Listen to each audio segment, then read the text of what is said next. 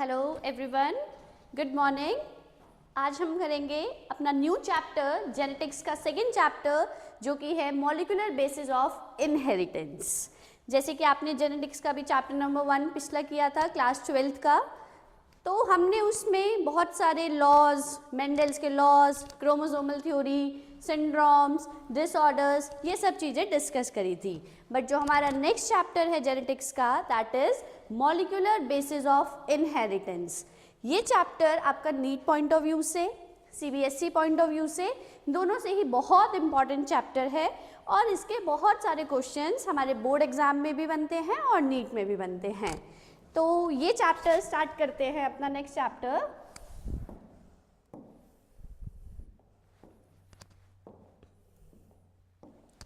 Okay, chapter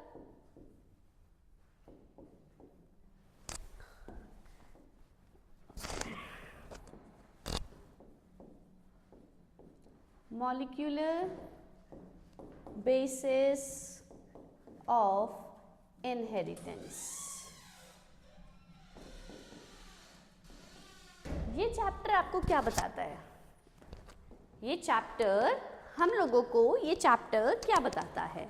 molecular basis. Molecule मतलब जैसे कि आप पढ़ते हो आपके डीएनए, आरएनए, राइट।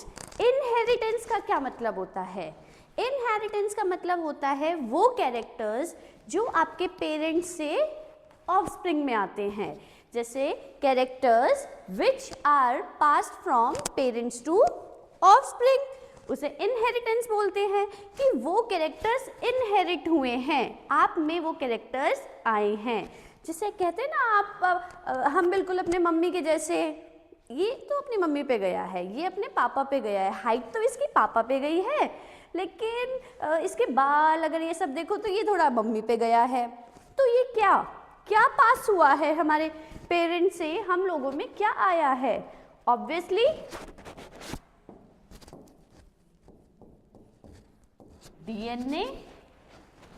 डीएनए की full form deoxy ribonucleic acid. ये पास हुआ है अपने पेरेंट्स से हमारी जनरेशन में, नेक्स्ट टू नेक्स्ट जनरेशन में। और इसी चैप्टर में हम एज अ प्रूफ इसको, as a this genetic material, इसको प्रूफ करेंगे कि yes, DNA is the only genetic material which pass from parents to offspring. Because पहले के साइंटिस्ट को ऐसा नहीं पता था कि सच में डीएनए ही है या जेनेटिक मटेरियल जो पास होता है। Why it could not be RNA? Why it could not be protein? तो डीएनए ही क्यों पास होता है? तो इस चैप्टर में हम ये सब चीज़ों को डिस्कस करेंगे। तो मेरा जो टॉपिक 1 रहेगा वो टॉपिक 1 यही रहेगा, DNA.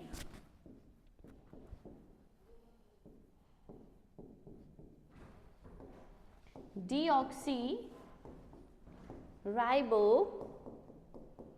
Nucleic acid, right. Start करते हैं। डीएनए, आपको पता है डीएनए एक नेगेटिवली चार्ज हमारा मॉलिक्यूल है। DNA is negatively charge. Okay, DNA पे जो चार्ज होता है वो आपका नेगेटिव चार्ज होता है। दूसरा, DNA is acidic in nature. जो हमारा डीएनए मॉलिक्यूल है उसका जो नेचर होता है, it's an acidic nature. DNA एक पॉलीमर है। पॉलीमर का मतलब बहुत सारे मोनोमर से मिलके बना है। एक यूनिट, एक यूनिट, एक यूनिट, एक यूनिट, और इस पूरी एक एक यूनिट से मिलके, जैसे एक यूनिट, देन एक यूनिट, देन एक यूनिट, ऐसे इस सब यूनिट से मिलके इसको हम क्या बोलते हैं? पॉलीमर। तो डीएनए, अगर मैं डीएनए की बात करूं तो DNA is a polymer. DNA एक पॉलीमर है। तो अच्छा, ये होमोपॉलीमर है या हेट्रोपॉलीमर है? This is your homework. You have to find out कि डीएनए एक होमोपॉलीमर है या डीएनए एक हेट्रोपॉलीमर है। होमो मतलब जो सारी एक यूनिट से मिलके बना हो, और हेट्रोपॉलीमर मतलब जिसकी यूनिट्स अलग अलग होती हैं। दिस आई नो कि आप लोगों को ये सब पता है, होमोपॉलीमर और हेटेरोपॉलीमर क्या होता है। ओके, तो डीएनए कौन सा पॉलीमर है, you have to answer me. Second, तो डीएनए का मोनोमर क्या है, what is the monomer of DNA. Single unit, जो डीएनए होता है उसकी सिंगल यूनिट क्या होती है, क्योंकि वो तो एक पॉलीमर है, तो अगर हमें उसका मोनोमर पता लग जाए तो obviously we can make a chain of DNA. तो डीएनए का जो मोनोमर है वो क्या है, न्यूक्लियोटाइड। यस, डीएनए का जो मोनोमर है वो है आपका nucleotide.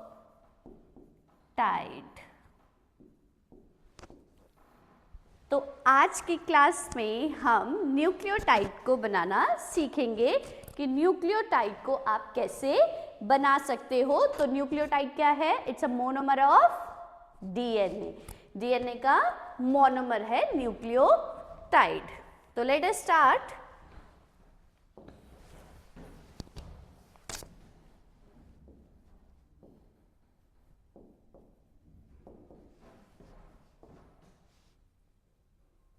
Nucleotide,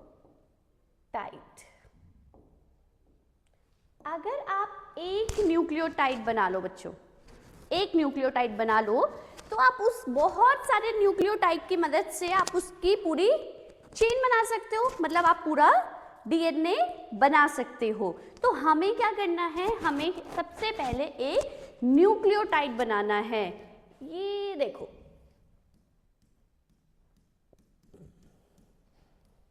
this is my nucleotide, ये मेरा न्यूक्लियोटाइड है, ठीक है। थोड़ा सा फनी फनी है बट ठीक है, ये न्यूक्लियोटाइड है। अब ये एक न्यूक्लियोटाइड है और मुझे बहुत सारे न्यूक्लियोटाइड बनाने, ऐसे ऐसे, दिस इज डेविल, राइट। मैं बहुत सारे न्यूक्लियोटाइड बना लूंगी। तो चलो इसका स्ट्रक्चर बनाना सीखते हैं। आप लोग कहोगे मैम बड़ा सिंपल है, सर्कल बनाओ, दो इसके ऐसे हॉर्न से बनाओ, हाँ राइट। तो अब हम सीखेंगे इसका मोनोमर, डीएनए का मोनोमर न्यूक्लियोटाइड।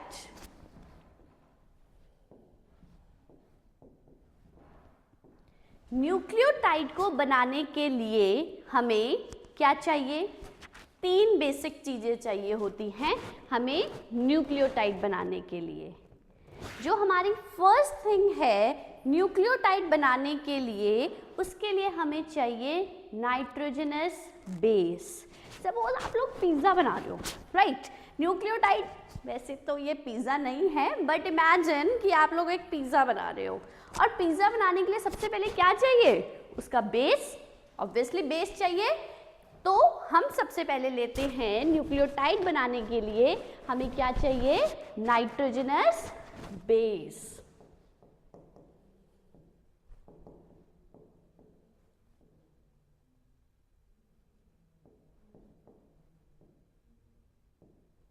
अब ये जो बेस होता है ना, आप लोग डोमिनोज जाते हो, पैन बेस, चीज बस, बहुत सारे बेस होते हैं, कभी तो हम भी कंफ्यूज हो जाते हैं कौन सा बेस वाला ऑर्डर करना है पिज्ज़ा, राइट।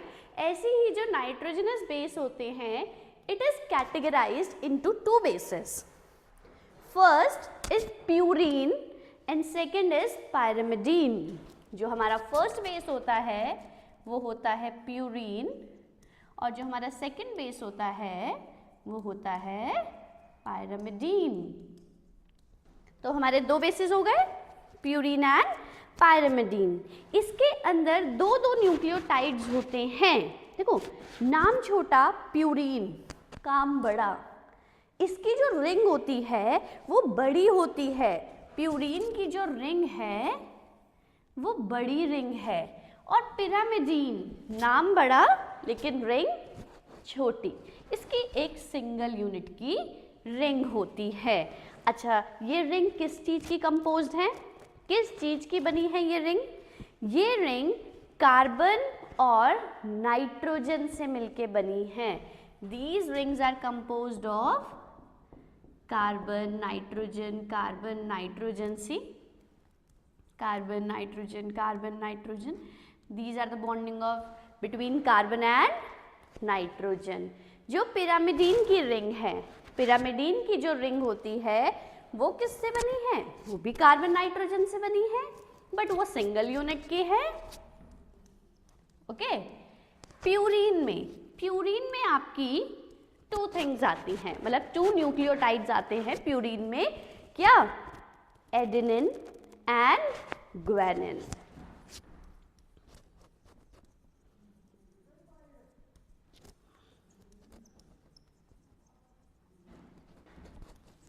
पायरामिडीन में भी 2 न्यूक्लियोटाइड्स आते हैं, that is thymine and cytosine.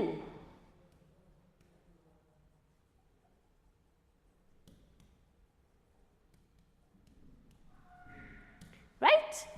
ए, इसको हम basically A, G and T and C बोलते हैं।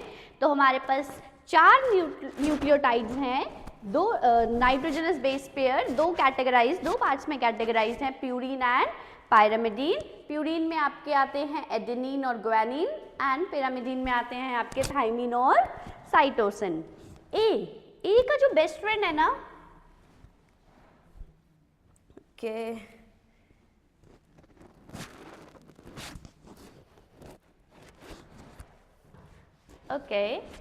ए का जो बेस्ट फ्रेंड है वो होता है टी, और जो जी का बेस्ट फ्रेंड होता है वो होता है सी।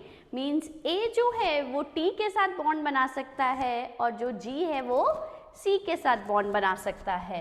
ए के और टी के बीच में डबल बॉन्डिंग होती है, जी और सी के बीच में ट्रिपल बॉन्डिंग होती है।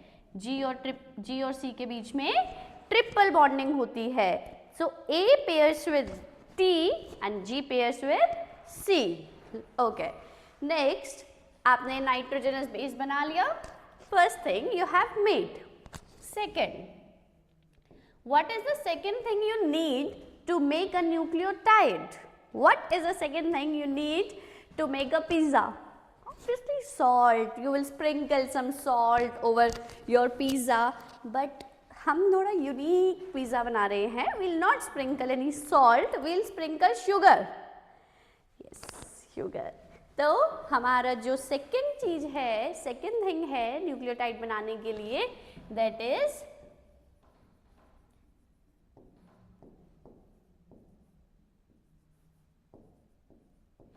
ribose. Pentose sugar means ribose sugar with carbon 5. I am making the structure.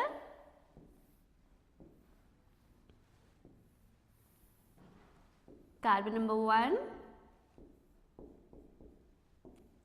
HOH, carbon number 2, 3, 4 and 5 are held together, CH2, OH.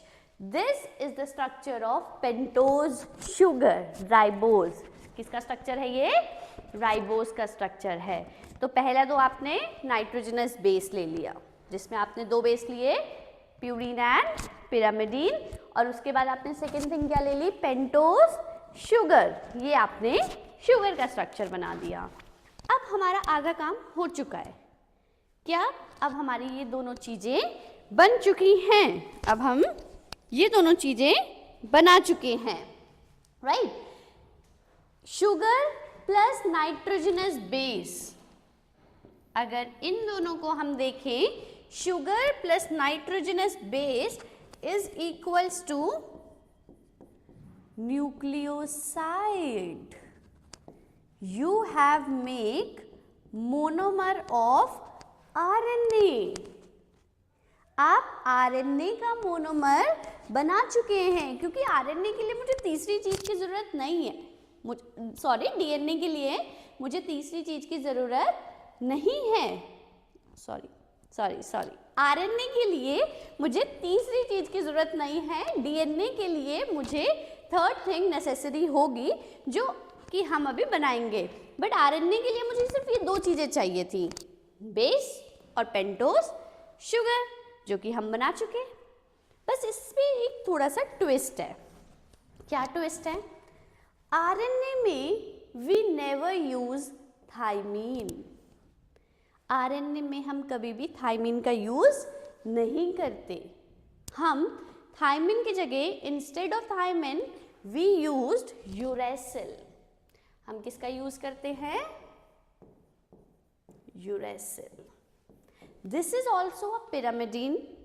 ये भी एक पिरामिडीन के अंडर आता है, न्यूक्लियोटाइड है। ये आरएनए में यूज होता है यूरेसिल और डीएनए में यूज होता है थाइमीन। मतलब जब आप कॉम्प्लीमेंट्री बनाते हैं कि ए का कॉम्प्लीमेंट्री टी, जी का कॉम्प्लीमेंट्री सी, बट आप आरएनए में क्या करेंगे? अगर आप आरएनए बना रहे हैं डीएनए से आरएनए, जो कि हम सीखेंगे अभी आगे कि जब आप डीएनए से आरएनए बना रहे हैं तो ए का कॉम्प्लीमेंट्री टी नहीं करेंगे, आप ए का कॉम्प्लीमेंट्री यू ही करेंगे आरएनए में। तो okay, easy, we have make a nucleoside. हमने, सपोज मैं शुगर हूँ, मैं शुगर और मेरे एक हाथ में नाइट्रोजनस बेस है। वो ए भी हो सकता है, वो जी भी हो सकता है, वो यू भी हो सकता है और वो सी भी हो सकता है। दो थिंग्स से मिलके I am considered as a nucleoside. Nucleoside क्या है बेटा? ये भी एक मोनोमर है। मोनोमर है, किसका मोनोमर है? आरएनए का। डीएनए का देखो तो डीएनए का जो मोनोमर है, डीएनए का जो मोनोमर है वो है न्यूक्लियोटाइड और आरएनए का जो मोनोमर है वो है nucleoside. Is it clear? Okay, चलो अब मुझे तीसरी चीज क्या चाहिए? मुझे थर्ड थिंग क्या चाहिए जिससे मैं अपना न्यूक्लियोटाइड को पूरा कर सकूं? The third thing I need is phosphoric acid. क्या चाहिए मुझे? Phosphoric acid. फॉस्फोरिक एसिड का फॉर्मूला क्या होता है?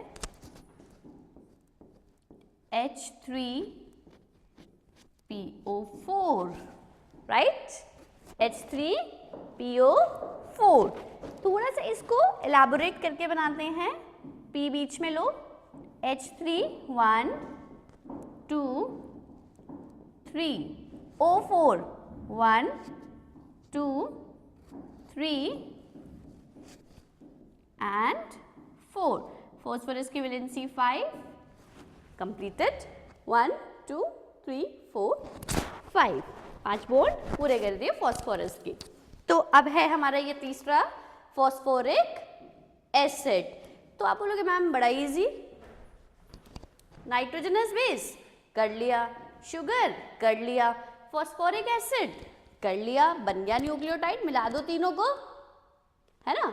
थोड़ा सा क्या है इसमें, थोड़ा सा चीज सीखने की है। क्या सीखने की है? As a name is suggesting, देखो DNA, deoxyribonucleic acid. देखो मैं किस पे जोर दे रही हूँ? D oxy. डी मतलब यार दो नहीं है, अगर आप लोग सोचो डी मतलब दो, डी मतलब रिमूवल। डी ऑक्सी, डी मतलब रिमूवल। किसका रिमूवल? ऑक्सीजन का रिमूवल, राइट? ऑक्सीजन का रिमूवल करना है। तो यहां से शुगर कहता है कि भाई मेरे में से, ये शुगर है HOH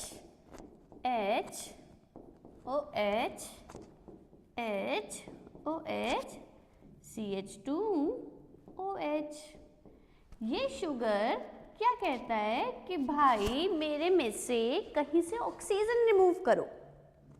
अब ये नहीं कि आपका मन जहां से करे, अरे ये फ्री ऑक्सीजन है इसको रिमूव कर दो, ये ऑक्सीजन है इसको रिमूव कर दो, यहां से कर दो, यहां से कर दो, यहां से कर दो। नो बेटा नो, ऑक्सीजन स्पेसिफिकली एक ही पोजीशन से रिमूव होगा, and that is carbon number 2, carbon number 2 से, कार्बन नंबर 2 से आपको ये ऑक्सीजन यहाँ से रिमूव करना है, क्योंकि नाम भी कह रहा है डीऑक्सी, भाई रिमूव करो। तो चलो इसका स्ट्रक्चर कैसा बनेगा वो देखते हैं। लंगड़ा हो गया बेचारा हमारा शुगर।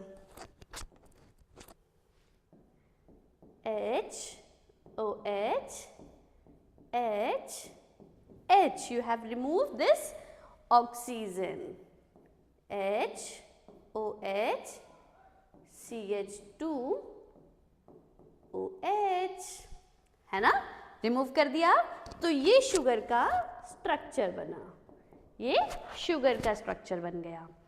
अब फॉस्फोरिक एसिड भी कुछ ट्विस्ट करता है।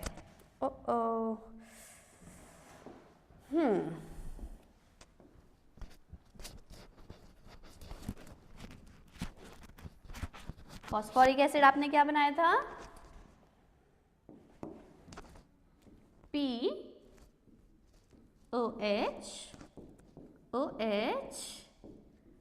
OH and double bond O, यही है फॉस्फोरिक एसिड आपका। फॉस्फोरिक एसिड कहते हैं भाई तूने अपने में से ऑक्सीजन रिमूव कर दिया, ये मुझसे देखा नहीं गया, तो मैं भी क्यों ना अपने में से कुछ रिमूव कर दूं। तो चलो इसकी बात भी मान लेते हैं। अगर मैं CH2OH को थोड़ा सा खोल के लिख दूं तो क्या आप बुरा तो नहीं मानोगे? ये देखो,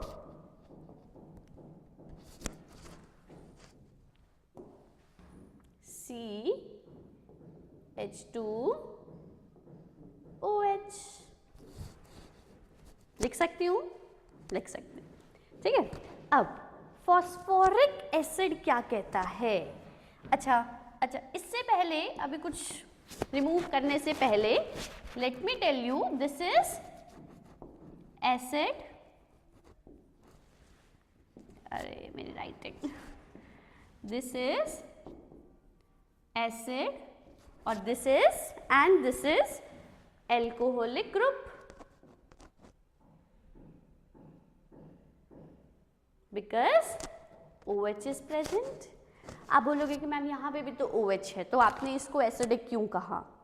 फॉस्फोरिक एसिड को एसिडिक क्यों कहा? बेटा ये जो एसिड है इसकी क्वालिटी अलग है, ये अल्कोहल की प्रॉपर्टी शो नहीं करता, ये एसिडिक की प्रॉपर्टी शो करता है, इसलिए मैं इसको अल्कोहलिक ग्रुप में नहीं ला सकती। फॉस्फोरिक एसिड अलग ही एक अल्कोहलिक एसिडिक की प्रॉपर्टी शो करता है, इसलिए we can not consider them as an alcoholic group, ठीक है। अब यू नो वेरी वेल, जब एक एसिड और अल्कोहल आपस में रिएक्ट करते हैं तो क्या बनता है? Easter, right, esterification reaction. Class 10th में भी आपने ये पढ़ी थी, राइट, वेजिटेबल ऑयल वाली, जो आप कन्वर्ट करते हो। जब एसिड और अल्कोहल आपस में कन्वर्ट होते हैं तो कौन सी रिएक्शन बनती है? सॉरी, वो एडिशन रिएक्शन, दैट वाज कि आप, ये है आपकी एस्टरिफिकेशन रिएक्शन, ईस्टर बनता है, ईस्टर, राइट, ओके। अब ईस्टर को बनाने के लिए, ईस्टर बनाना है तो ऑब्वियसली वाटर को रिमूव करना पड़ेगा। चलो, फॉस्फोरिक कहता है भाई मैं क्या करूँगा, मैं अपना OH रिमूव कर दूंगा, I will remove OH।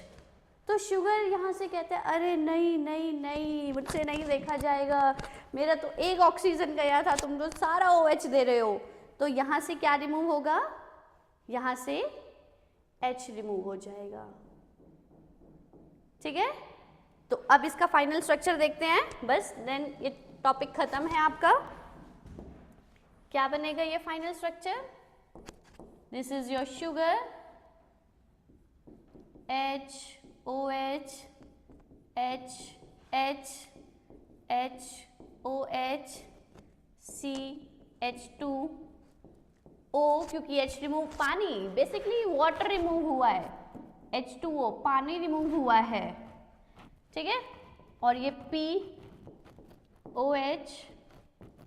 OH double bond O, ये जो P और O का बॉन्ड बना है इसको बोलते हैं ईस्टर बॉन्ड, राइट। ये क्योंकि एसिडिक और ये एल्कोहलिक, तो इसके बीच में जो बॉन्ड है वो आपका ईस्टर बॉन्ड है, इसलिए इसको नाम देते हैं phospho ester bond, phospho ester bond.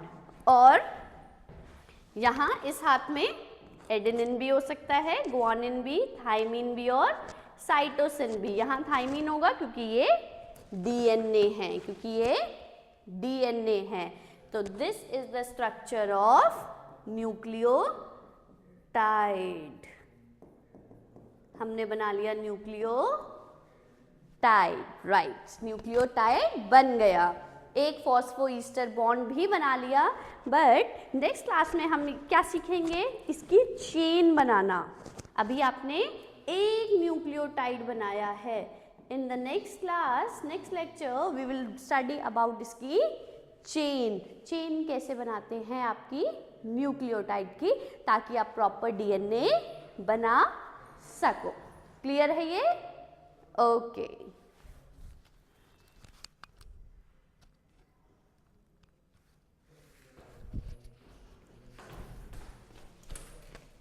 करना सर बंद।